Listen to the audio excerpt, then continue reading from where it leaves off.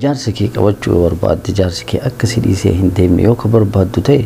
mala sadii salphaatu jira maloota hedduu keessa malli sadan kunneen ammoo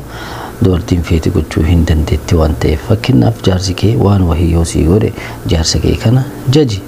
aadi inni nu wayita barbaadetti si jajaa jira jajiin laakiin wayita jajju ammoo eeggata akimi isaati ol jajjee korniisii irraan baasillee annu hin beeka akkaati jajuu kijibaa jajaanii jirtu la waan inni sii godhitti amma godhee waan duraan godhee yani yaadachiisiin sii galee barati akka keetii hin jiru bar yaadatta gaafa wahii wayita waan akkanaa si gaafadhee booda waan kana naa fiddee nan jetti jaji yaani wayita jaartiin takka jaarsa ofii jajju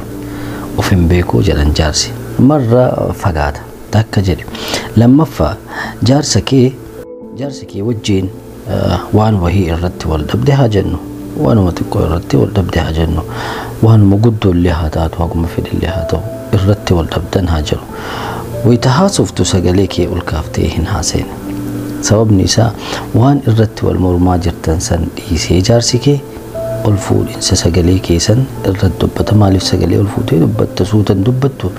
yeroo baay'ee dhiirri jaartii isaa wajjiin isaan lamaan jidduu wanni jiru hundinuu iccitii akka ta'u barbaada ollaan akka dhagahuun barbaadu maatiin isaa obboleettiin ta'e obboleessi kee obboleessi isaa akka dhagahuun barbaadu yaani iccitiidha isin lamaan jidduu qofa akka ta'u barbaada wannuma fedhe maa hin taane kanaafuu wayita jaarsa keetii wal dhabdu sagalee kee ol hin fuudhin yoo sagalee kee ol fuutu ta'e hundee rakkoo sanii dhiisee ol fuudhinsa sagalee kee irratti lola yeroo kana ammoo rakkoo biraa keessa seentanii siin jechuu barbaada yimkin sida hullee hin danda'u maraataa ta'e tasadaffaa jaarsa kee biratti ammoo nama biraa hin jajin abbam fedhe maa hin taane dhiirumma fedhe maa hin taane obboleessi kee illee hin taane jaarsa kee biratti nama tokko hin jajin jaarsa kee irratti tooppii namni ta'uu qabu isa tola si ooloo baate lennuu gaafa ati isatti jajje hattan osoo tabaan itti jajje dhugaanuu itti jajje jajiinsi kee isa biratti isa xiqqeessuu ta'a jechuudha sadantanneen yoo itti seeraan ka hojjettu ta'e jiruu bareeda jiraachuu hin dandeetta kuni mala hedduu keessaa mala sadii salphaa sii fide